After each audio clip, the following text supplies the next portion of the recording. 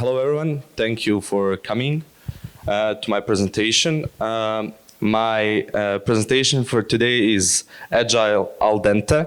I promised to my colleague that every time I say al dente, I will do this. So this will be the last time I say that. My name is Tarik Bučan. I am product manager at HulkApps. I am product owner on 3 big apps that we have. HulkApps is a Shopify expert. I don't know how many of you know about Shopify.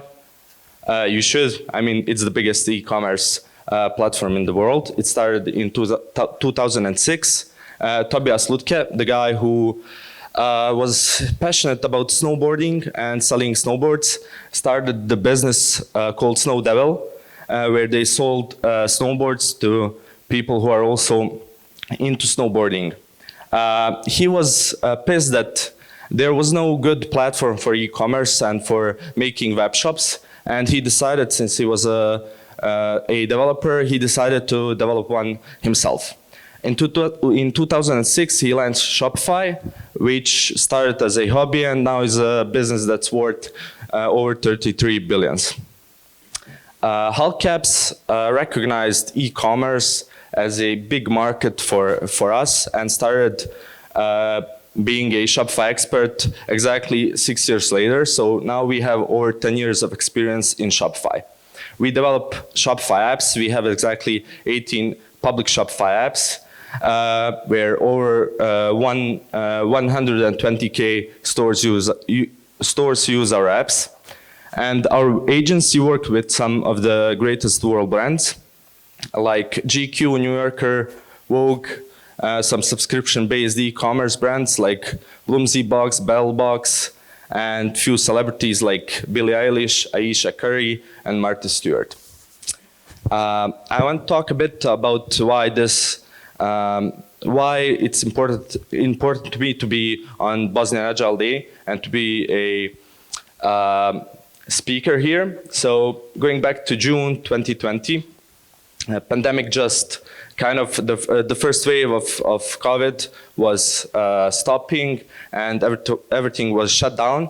I was fired from my company where I worked because our scope of business was not that large and they didn't have enough money to give to some of us, so they had to fire almost half of the company.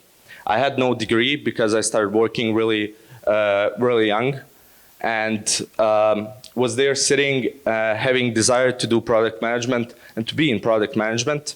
I missed experience. I didn't have experience. Nobody wanted to take me on board as an intern or whatever.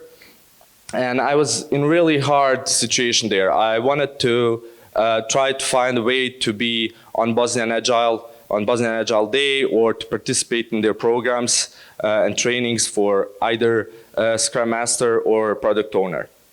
2 years later, thankfully I got some great opportunities, and I'm standing here as a product manager in really a huge Shopify expert company, and I'm certified PSPO and speaker on this day. Who am I? So as I said, my name is Tarik. I started my career really young. I started my career actually in one NGO, the biggest youth NGO called ISEC. I was president of ISEC in Bosnia and Herzegovina. And ever since I started my career as an ISECer, as a guy who works in NGO, I wanted to change something. You come there, you're young, you're talented, you think you know the best, and all processes that you see there are shitty, and you want to change them. That's how I would say my passion for adaptation really came into place. During my time in ISEC, I found out that I want to do product management. I want to deal with products, because products is something that's really visible, and you can see the progress that you are making with every move that you, or decision that you make. After ISEC, I decided to apply for a few jobs as an intern in product management, and I managed to land a job in a huge telecommunication company which made software for teams to easily collaborate on. I was first intern there, then I started working as a product associate. My role there was really not that defined, and I didn't know what I was doing. We didn't do Scrum, we didn't do Kanban, we didn't do anything. We had some really mixed frameworks, and everything was a mess. So I decided to kind of research on how to properly adapt the frameworks for you. That's when I came to HulkApps, and the situation that I saw there was that the company, HulkApps as a company, also had teams. One team was working in Scrum, other was working with Kanban, and there was no aligned processes. Nobody knew what they were doing. And we had general problem that we shared, for example, QAs where one works in one team that's on Scrum, the other team is on Kanban, and they're all messed up. So I remember during the pandemics when I was fired, I read one quote that says, "We cannot direct the wind, but we can adjust the sails." And this really inspired me going forward on how to adapt everything on what I work on. Before moving on to the actual presentation, I want to ask, by show of hands, how many of you use Scrum in your daily work? Okay, can I ask you, the guys who use Scrum, what's the worst thing about Scrum? What do you hate? Hard to apply. What else? Meetings. Yeah. Developers like that. Things. Plannings. Yeah, that's a must. So. Yeah, cool. So basically, in every team that I come across, I like to ask people, like, what do you hate? What do you hate about this team? What do you hate about this company, about this product? And collect the feedback so we can adapt moving on.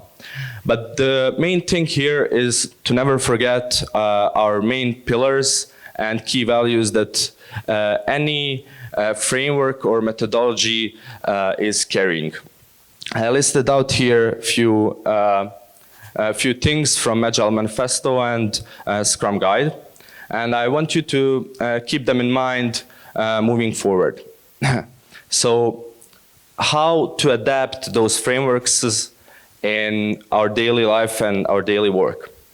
What we know about HulkApps and what I stumbled upon when I came to the company, we had management in Bosnia, we had QAs in Bosnia and Herzegovina, we had developers in India, whole marketing and support, marketing was in Bosnia and Herzegovina, and support team was either in Bosnia or in India. Two things here to consider are that marketing and support play a huge role in development of our apps. Because remember, Shopify is a platform for e-commerce brands. So every app that we make need to help those merchants, those people who own a store, to make more money. So for example, marketing has to provide them value with every feature that we release in certain releases. They need to explain them how to use that feature and how to benefit from that feature, how to increase their revenue. Support also was the first in line when talking to clients, so their input is huge. We had most of our clients in USA, which means that our clients are in one time zone. The management of the company and product owners are in Bosnia, and we have developers in India. So we are across 3 different time zones. QAs were, as I said, shared resource between teams. So we have 18 apps and we have 2 QAs.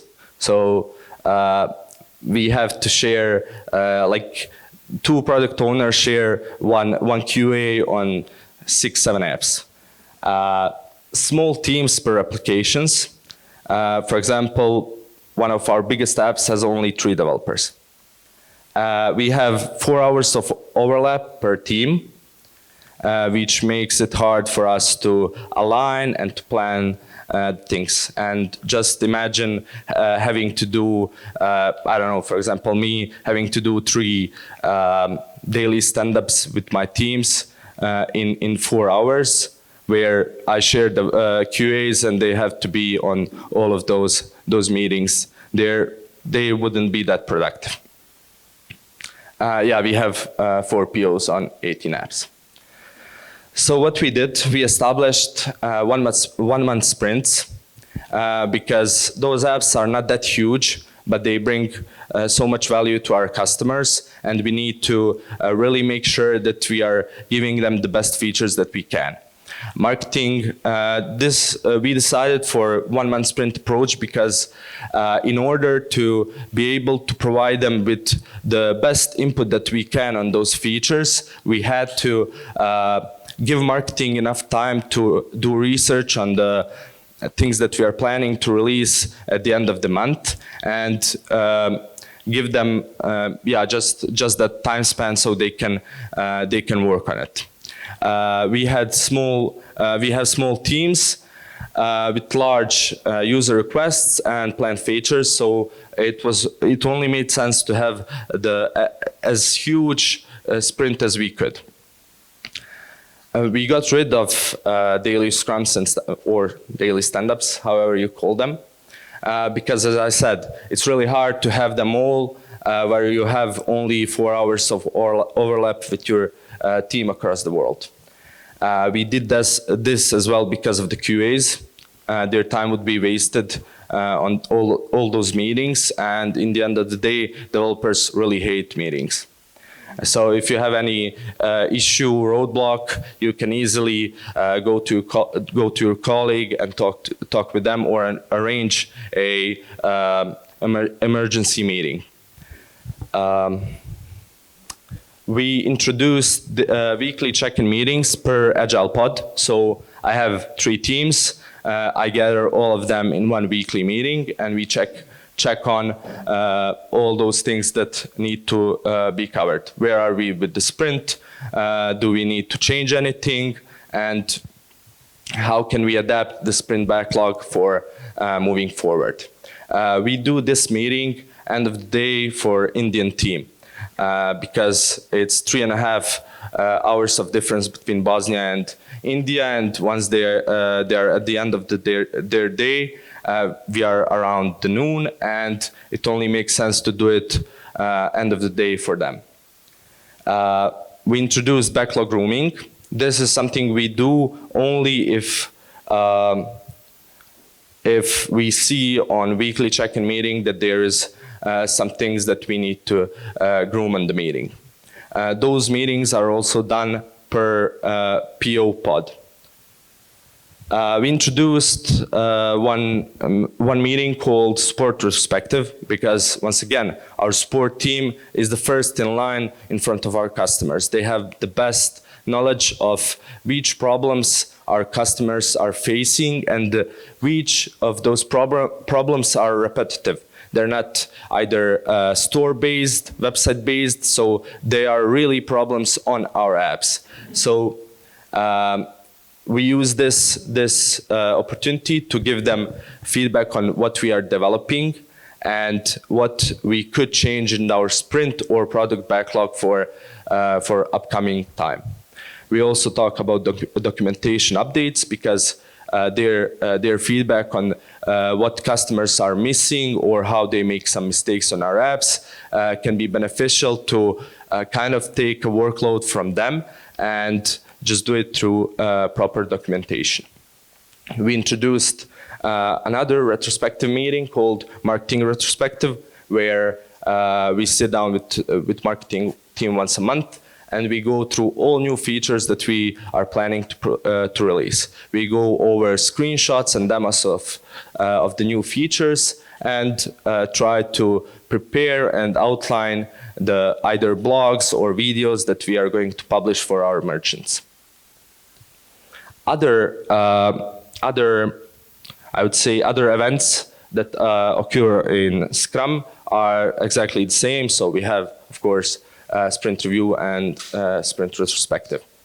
For QAs, the best approach was to introduce Kanban. I know the colleague earlier said that mixing two frameworks in large teams is a no-no, and I totally agree.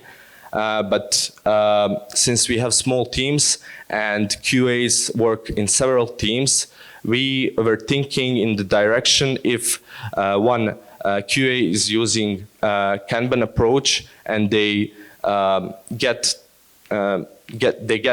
things to test on daily basis, the Kanban would be the right approach because of the work in progress limitations. Those things could push app developers to bring up velocity because they would want their features or their tickets to be QA'd first because they would come up in the queue first. For the end of this presentation, I would like to say a few things regarding opening Agile for everyone, because the topic of this conference is digital transformation, and we can talk about that in our community of people who like Agile, who are enthusiastic about the Agile. We need to go above and talk to the actual community. I think that there are three key points here.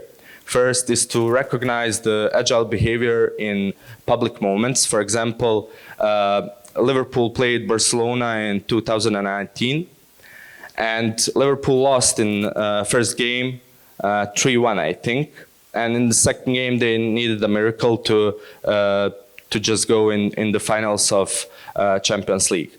What they did, they were up 3-0, but they still needed one more goal to reach the finals. And they had, it was around 85th minute, I think.